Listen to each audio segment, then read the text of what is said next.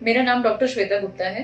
मेरी क्लिनिक का नाम बॉर्न विमेंस हेल्थ क्लिनिक है। मेरा टोटल एक्सपीरियंस जो है अपनी गायनेकोलॉजी प्रैक्टिस में वो 9 इयर्स का मेरा एक्सपीरियंस है। और आज हम बात करेंगे बहुत ही कॉमन इन्फेक्शन जो हर लेडी सफर करती है। That infection name is urinary tract infection, is called UTI। This is the short form. What is urinary tract infection? Urinary tract infection जैसे हम नॉर्मली हिंदी में कहते हैं कि हमें UTI हो गया, या किसी को पेशाब में जलन होना या बार बार यूरिन आना, तो एक तरह का ये इन्फेक्शन होता है। ये इन्फेक्शन 3 चीजों से कनेक्ट होता है।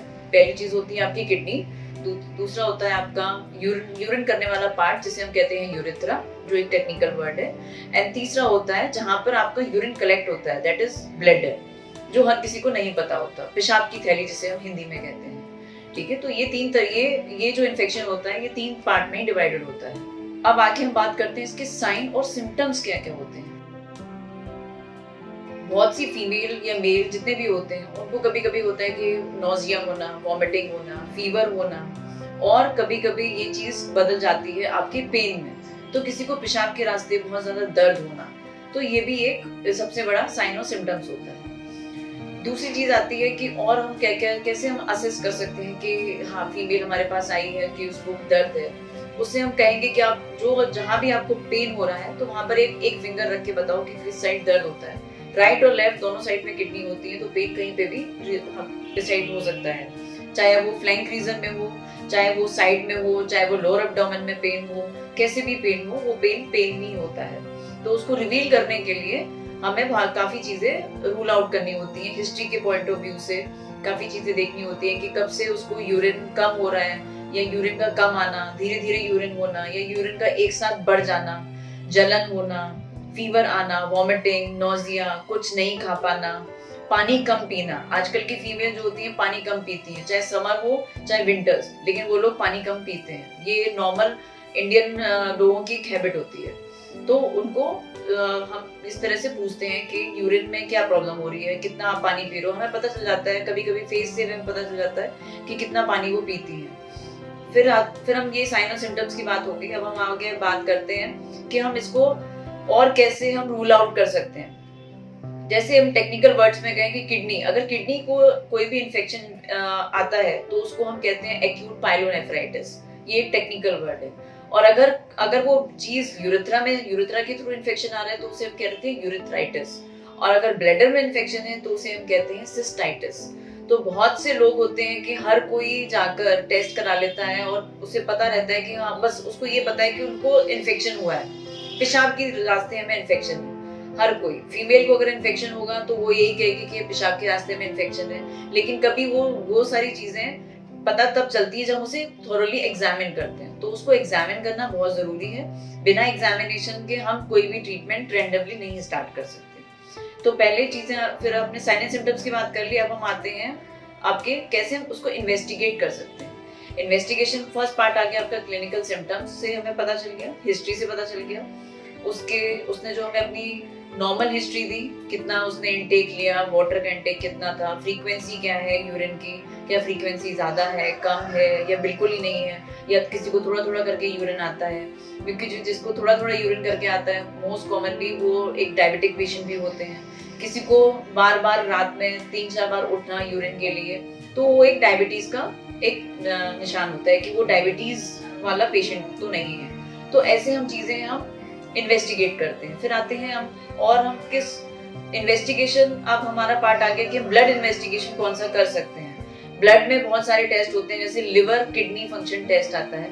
किडनी फंक्शन टेस्ट में हम उसका यूरिया चेक करते हैं, तो उससे हमें पता चलता है उसकी किडनी नॉर्मली वर्क कर रही है या नहीं कर रही है। तो ये बहुत ही इंपॉर्टेंट चेकअप होता है किडनी फंक्शन टेस्ट कराना। अगर किसी को यूरिन रुक रुक के आ रहा है तो हम उसे आगे एक्सरे की भी एडवाइस करते हैं कि कभी कभी एक्सरे में भी हमें एक शेडो मिल जाती है कि कहीं स्टोन तो नहीं है, और स्टोन किस जगह है, किस पॉइंट पर स्टोन हो रहा है। क्या वो किडनी में स्टोन है, क्या वो ब्लैडर के रीजन पे स्टोन है, या वो उसके यूरेथ्रा के पॉइंट पर स्टोन है।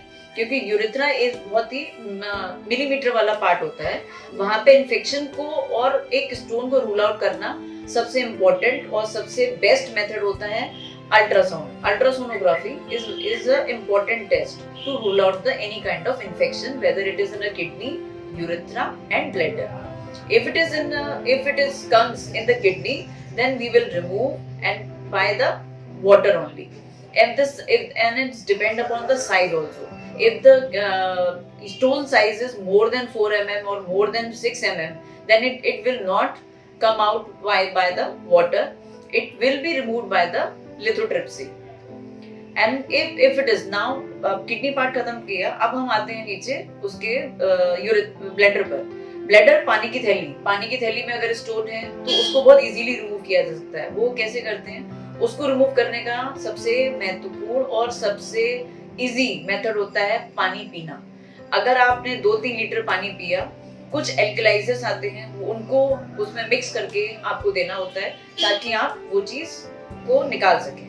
अगर स्टोन का साइज 4 mm, 3 mm या 5 mm के बीच का होता है तो वो आराम से यूरिन के रास्ते निकल जाता है.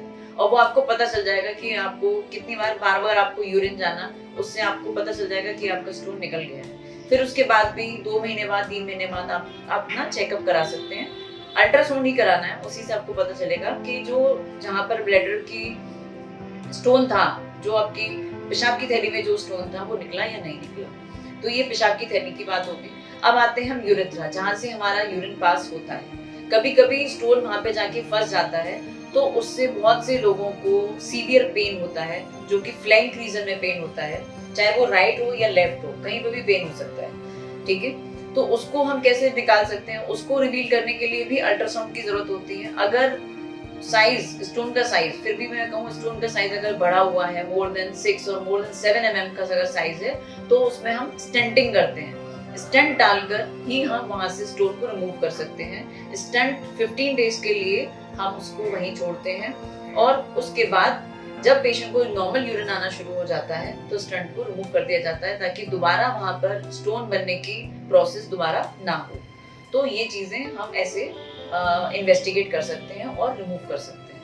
तो इसमें मैंने आपको एक छोटा सा ट्रीटमेंट पार्ट भी बताया और मैंने आपको बताया कि कैसे इन्वेस्टिगेट कर सकते हैं. हर चीज का प्रोसेस होता है. धीरे धीरे पहले आपको ब्लड टेस्ट कराना है, फिर आपको एक एक्सरे कराना है. क्या एक्सरे के माध्यम से सारी चीजें पता चल जाती हैं? अगर उससे नहीं पता चलती हैं तो अल्ट्रासाउंड है. अगर किसी सर्जरी के लिए आपको जाना है, मेजर सर्जरी के लिए आपको बढ़ना है, तो उसके लिए आप एमआरआई के लिए भी डॉक्टर आपको प्रिस्क्राइब कर सकता है कि आप एमआरआई करा लो कि किस लेवल पे स्टोन आ रहा है. तो उसी लेवल पर डॉक्टर उस चीज को पॉइंट कैच कर ले और वहां से उस चीज को निकाल दे. ठीक है. ट्रीटमेंट के लिए अगर ट्रीटमेंट पार्ट को हम अगर इंक्लूड करते हैं तो ट्रीटमेंट आपका बहुत ही सिंपल है. अगर नॉर्मल जनता को अगर मैं बताऊं तो पानी पीना सबसे इम्पोर्टेंट है. एक पानी ऐसा सोर्स है जिससे ना कभी आपको शुगर हो सकती है, ना कभी बीपी हो सकता है, ना कभी थायराइड हो सकता है और ना कभी यूरिनरी ट्रैक्ट इन्फेक्शन हो सकता है. पेशाब का कोई भी इन्फेक्शन किसी भी तरह का, ना किसी लेडी को और ना ही किसी पुरुष को कोई भी प्रॉब्लम हो सकती है. तो पानी सबसे एक पहला ट्रीटमेंट है. अपना पानी थोड़ा बढ़ाइए. 3 से 4 लीटर पानी आप डेली पीजिए. वो आपकी हेल्थ के लिए भी अच्छा है और कभी आपको स्टोन भी नहीं होगा. सेकंड पार्ट, अगर आपको स्टोन आ जाता है तो क्या करना है? आपको घर नहीं बैठना है, पेन को बेयर नहीं करना है कि आपने बस पेन किलर ले ली मेडिकल स्टोर से और उसको ट्रीट कर लिया. That is very simple. आप 5 रुपए की गोली लेके आप उतने टाइम के लिए आप अपना पेन को सबसाइड कर सकते हो. लेकिन अगर कभी मेजर पेन उठा तो आप क्या करोगे? आप सीधे हॉस्पिटल भागोगे और आजकल लोग सीधे बड़े बड़े हॉस्पिटल में भागते हैं. कोई जरूरी नहीं है. आपको अपने कोई पास में जो भी आपका मेडिकल प्रैक्टिशनर है उसके पास जाओ, उससे एक ओपिनियन ले लो, उससे पूछो कि भाई मुझे यहाँ पेन हो रहा है, व्हाट इज द रीजन क्या है. रीजन फाइंड आउट करो कि पेन क्या है. क्या वो एसिडिटी का पेन तो नहीं? क्योंकि बहुत से लोग पेन कर वो एसिडिटी का इंजेक्शन दे देते हैं और पेशेंट खुश हो जाता है कि हाँ भाई मेरा पेन रिलीव हो गया. बट ऐसा नहीं है, वो थोड़े टाइम के लिए रिलीफ होता है. आपको प्रॉपर इन्वेस्टिगेशन कराने हैं, किडनी फंक्शन टेस्ट कराना है, अल्ट्रासाउंड कराना है, फिर उसके बाद अपने डॉक्टर के पास जाना है. अगर कहीं स्टोन होता है तो आपको सही गाइडेंस में सही ट्रीटमेंट दिया जाएगा और अगर ऑपरेट करने के लिए प्रोसेस होगा तो सर्जरी के लिए आपको आगे बढ़ा दिया जाएगा. लेकिन सबसे बेस्ट माध्यम यही है कि अपने नजदीकी किसी डॉक्टर के पास जाओ, उनसे अपनी चीजों को डिस्कस करो और आप आगे ट्रीटमेंट की प्रोसेस को बढ़ाओ. ठीक, सर्जरी से कभी आपको डरना नहीं है. क्यों? सर्जरी एक माध्यम है हर चीज का. सोल्यूशन है। आपकी बॉडी में अगर कोई चीज खराब हो जाएगी तो उसे सड़ने नहीं देना, उसको निकालना है। निकाल के ही आप उसको सही रख सकते हो और टाइम पे अपनी मेडिसिन लेनी है और पानी खूब पीना है। और जो मार्केट में एल्कलाइजर्स आते हैं उनको आपको अगर आप पी सकते हो तो आप पियो, नहीं तो बेस्ट होता है कि नारियल पानी, नींबू पानी, किसी भी तरह की पानी की फॉर्म होती है वो आप लो, उससे आपकी हर चीजें धीरे धीरे सॉल्व होती जाती है। तो ये था यूरिनरी ट्रैक्ट इन्फेक्शन के बारे में। अगर आपको कोई किसी भी तरह की कोई भी समस्या लगती है तो नीचे दिए गए नंबर पर आप मेरे से कभी भी कांटेक्ट कर सकते हो, कमेंट करो और अपने क्वेश्चंस आप मेरे को भेजो ताकि मैं आपको राइट ट्रीटमेंट दे सकूं, राइट गाइडेंस दे सकूं। और अगर आपको मेरे से मिलना है तो आप मेरे क्लिनिक का एड्रेस नीचे फ्लैश हो रहा है, आप उस पर आप कभी भी कांटेक्ट करो एंड अपनी अपॉइंटमेंट फिक्स करके आप कभी भी आ सकते हो मेरे पास।